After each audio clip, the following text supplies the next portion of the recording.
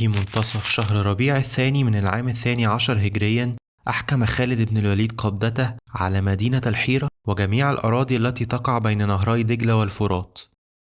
فبعد 4 معارك كبرى وعدة اشتباكات صغيرة مع الجيش الفارسي، والتي انتهت كلها بانتصاره وانسحاب القوات الفارسية نحو العاصمة لتأمينها، تمكن أخيرا من التحرك بحرية وإجراء المعاهدات مع أمراء الأقاليم المجاورة، فاستطاع بذلك تأمين كل المناطق التي تقع خلف الجيش الإسلامي. ولكن ظلت الأراضي التي تقع شمال الحيرة تؤرق منامه، وكان يرغب في إحكام السيطرة عليها حتى يستقر الأمر لهم ويستطيع التقدم وهو مطمئن تجاه العاصمة الفارسية. مهمة تأمين وضم الأراضي شمال الحيرة كانت تقع على قائد مسلم آخر يدعى عياض بن غنم. فقبل 4 أشهر، وتحديدا بعد انتهاء حروب الردة، كان خليفة المسلمين في المدينة قد اتخذ قرارا بإرسال الجيوش الإسلامية لفتح العراق وضم مدينة الحيرة. وكانت خطته المحكمة تعتمد على إرسال جيشين منفصلين يهاجم كل منهما الحيرة من اتجاه معاكس. فكان على الجيش الأول بقيادة خالد بن الوليد أن يسير ويدخل العراق من الجنوب وينتصر بعدها على كل من في طريقه حتى يصل للحيرة. أما الجيش الثاني بقيادة عياض بن غنم فكان عليه أن يسير ويدخل العراق من الشمال ويضم كل المناطق في طريقه للحيرة، وكان على القائدين أن يتعاونا معا عندئذ لفتح المدينة. وبالفعل صارت الخطة كما كان أبو بكر الصديق رضي الله عنه يريد بالنسبة للجيش الأول، فقد انتهى خالد بن الوليد من مهمته بأسرع مما يتوقع أي إنسان، ووصل لمدينة الحيرة وضمها بعد 3 شهور فقط من انطلاقه من اليمامة. ولكن لم تسر الأمور جيدا بالنسبة للجيش الثاني، فعياض بن غنم كان تعرقل قبل أن يبدأ المهمة المسندة إليه عند دومة الجندل، ولم يستطع أن يتقدم ويؤمن المناطق شمال الحيرة. وبكل تأكيد كان ذلك يمثل مشكلة كبرى بالنسبة لجيش المسلمين بالعراق، فأوامر خليفة المسلمين كانت واضحة وصريحة بألا يتوغل المسلمون داخل العراق إذا كانت خلفهم حصون أو حاميات للفرس. وكان بالفعل لا يزال هناك حاميات للفرس بعين التمر والأنبار والفراد، وكانوا جميعا يشكلون خطرا كبيرا على ميسرة ومؤخرة الجيش الإسلامي إذا ما قرر التقدم من الحيرة إلى داخل العراق. وبعد مدة انتظار قاربة 3 شهور داخل الحيرة، يأس خالد رضي الله عنه من التحاق الجيش الثاني به، ولذلك أخذ على عاتقه تنفيذ مهمة عياض، وقرر أن يتقدم شمال الحيرة ويؤمن جميع الأراضي بنفسه. وعلى الفور أرسل عدة أمراء مع جزء من الجيش الإسلامي للإقامة بالثغور التي افتتحها، وأمرهم بمناوشة الفرس وتنفيذ الغارات الخفيفة عليهم حتى يشغلوهم دائما ليستطيع تنفيذ ما نوى القيام به. واستخلف خالد القعقاع بن عمرو على إمارة الحيرة، وبدأ في التحرك مع 9000 مقاتل نحو الشمال.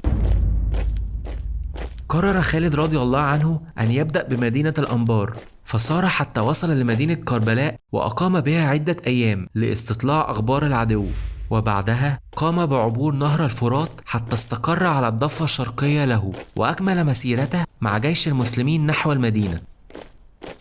مدينة الأنبار كانت مدينة قديمة محصنة ومركزا تأتي إليه القوافل التجارية من بلاد الشام وبلاد فارس، وكانت شهيرة للغاية بمخازن الغلال الكبيرة. وفي هذا الوقت كانت تقع تحت حكم قائد فارسي يدعى شيرازاد، وكان هذا القائد مشهورا بالذكاء والثقافة أكثر من قدرته العسكرية، وكان عليه الآن أن يدافع عن الحصن بالقوات المتوفرة لديه من الفرس وعدد كبير من العرب. ويبدو أنه كان لا يثق كثيرا بتلك القوات، ورأى أن خير وسيلة للدفاع هي الاحتماء بالحصن، ولذلك أمر فورا بحفر خندق كبير حول الحصن وهدم كل الجسور لمنع المسلمين من اقتحامه. بعد وصول جيش المسلمين، بدأ خالد رضي الله عنه يقوم بجولة لتفحص دفاعات الحصن، فوجد على قمة السور آلافا من العرب والفرس يقفون ويشاهدون جيش المسلمين في عدم حرص ولا مبالاة، فتعجب من هذه الحماقة وعاد لأصحابه وقال لهم: إني أرى أقواما لا علم لهم بالحرب. وأمر فورا بجمع 1000 نبال من أحسن الرماة، وأمرهم بالاصطفاف والتقدم حتى يصبحوا بمحاذاة الخندق، وعند الإشارة المناسبة عليهم أن يطلقوا السهام ويستهدفوا أعين كل من يقف على الحصن. فتقدم فعلا الرماة واصطفوا بجانب بعضهم البعض، وأخذ الفرس والعرب ينظرون إليهم في استغراب ويفكرون فيما ينوون فعله. ومع الإشارة المناسبة انطلق 1000 سهم من أقواس المسلمين، وتتابعت الدفعات بعدها على الأعداء، وفي غضون لحظات كانت هناك 1000 عين مصابة جراء ذلك القصف. فتصايح الجميع من أهل المدينة وقالوا ذهبت عيون أهل الأنبار، فعرفت تلك الواقعة بواقعة ذات العيون.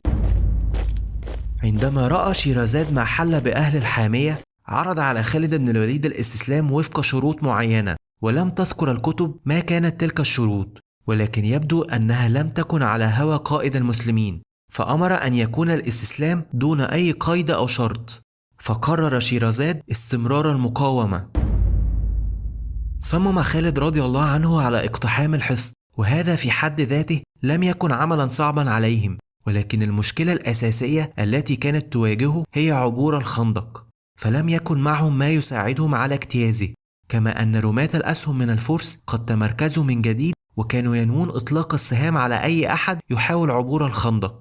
فأخذ خالد بن الوليد يفكر في خطة للتغلب على هذا الأمر، وبدأ يسير حول الحصن لتفقد المكان جيدا، ولاحظ أن هناك مكانا ضيقا من الخندق يقع بالقرب من البوابة الرئيسية للحصن، فاختار أن يكون هذا المكان موضعا للهجوم.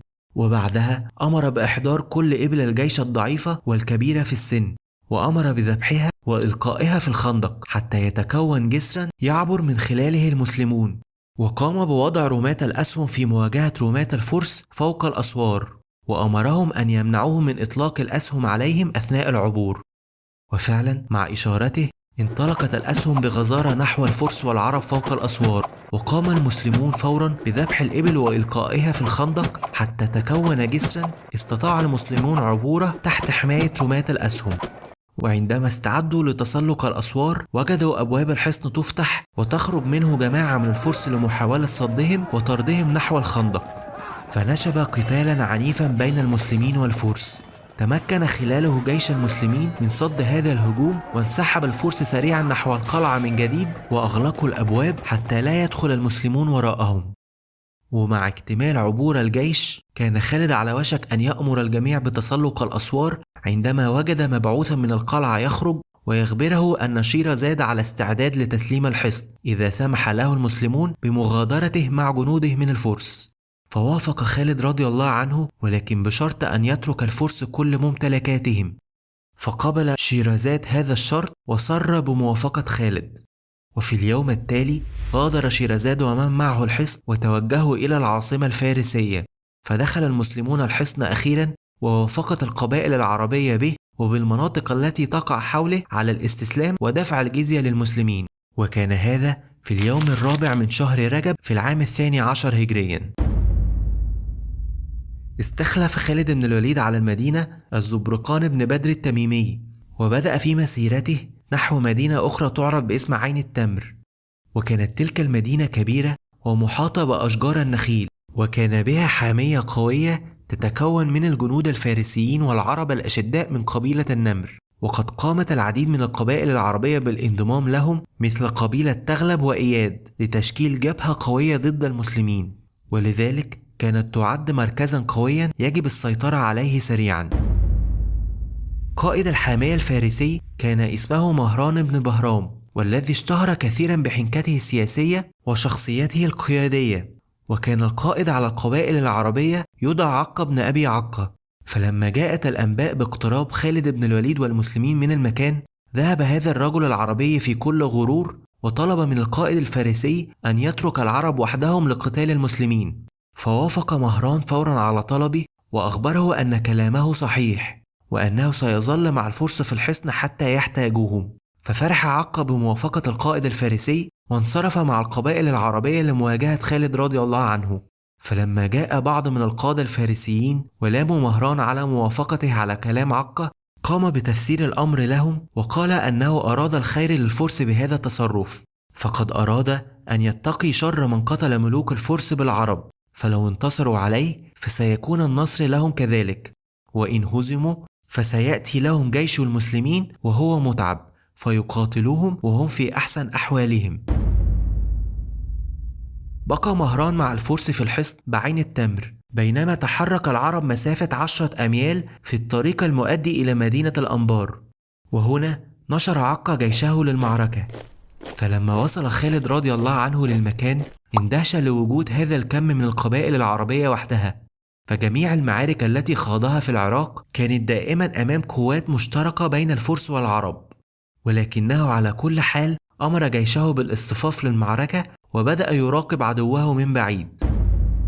قسم خالد جيشه إلى قلب وجناحين كالمعتاد، وكان مكانه في منتصف الجيش، ولكنه رغم ذلك لم تكن في نيته الحرب المباشرة، وكانت هناك خطة في ذهنه يرغب في تنفيذها أولا. فجمع قادة الأجنحة أثناء اصطفاف الجيش وطلب منهما أن يشتبك مع أجنحة العدو عند الإشارة المناسبة، وشدد عليهما أن يكون هذا الاشتباك خفيفا ويكفي فقط لإشغالهما عنه. وبعد ذلك عاد للمنتصف وجمع حوله مجموعة من الحرس والمقاتلين الأشداء، وأعطى الإشارة المتفق عليها لقادة الأجنحة، فتقدمت الأجنحة فورا من مكانها لإظهار النية للاشتباك مع العدو. فالتفت العرب لهم وبدأوا سريعا في الاصطفاف لمواجهتهم. وفي هذه الأثناء انطلق خالد كالسهم مع مجموعة الحرس الخاصة به على ظهر الخيول، واتجه مباشرة نحو قائد العرب والذي كان مشغولا في تنظيم منتصف جيشه. وقبل أن يدرك أي أحد ماذا يدور استطاع خالد بن الوليد أن ينقض على عقة واحتضنه وأخذه أسيرا معه نحو جيش المسلمين وسط ذهول الجميع. ذهل العرب كثيرا مما جرى أمام أعينهم، وارتبكت الصفوف بعد أسر قائدهم، فبدأت الأصوات تتعالى بالانسحاب والالتحاق بالفرس في عين التمر حتى يتقووا بهم.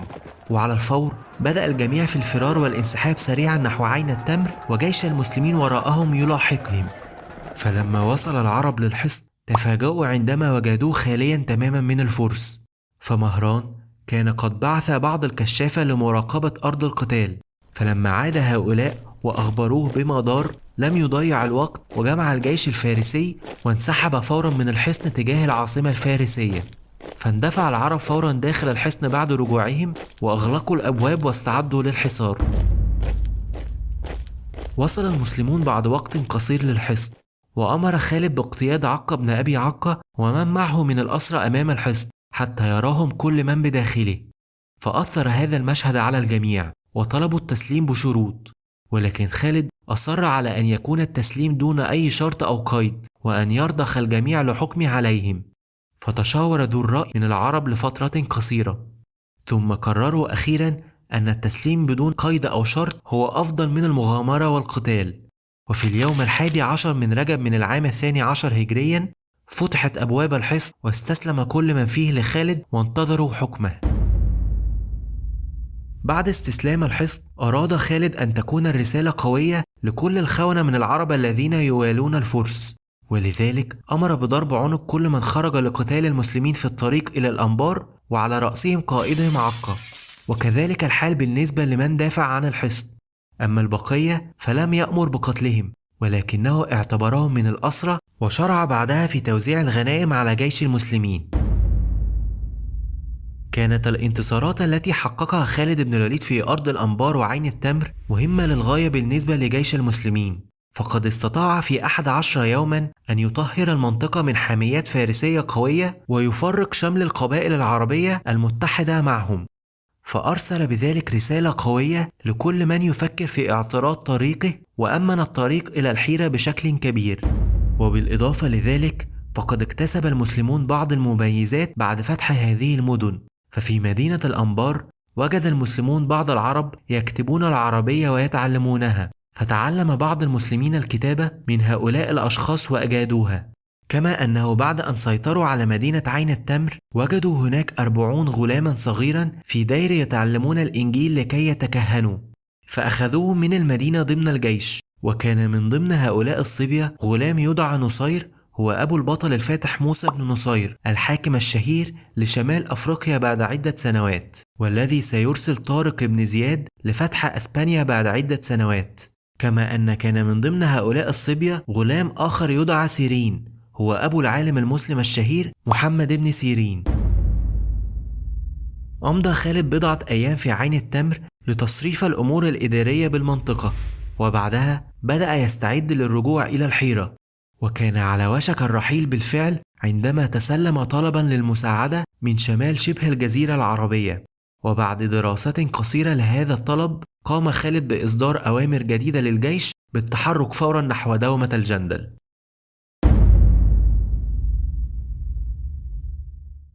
خلونا نكمل المرة الجاية ان شاء الله، بس خلوني اقول لكم ان الفيديوهات دي بتاخد وقت ومجهود كبير جدا عشان انفذهم، فلو عجبك الفيديو ده ياريت تنزل تعمل لايك وتشترك في القناة وتفعل الجرس عشان يوصلك كل فيديو جديد بعمله. اشوفكم المرة الجاية على خير ان شاء الله.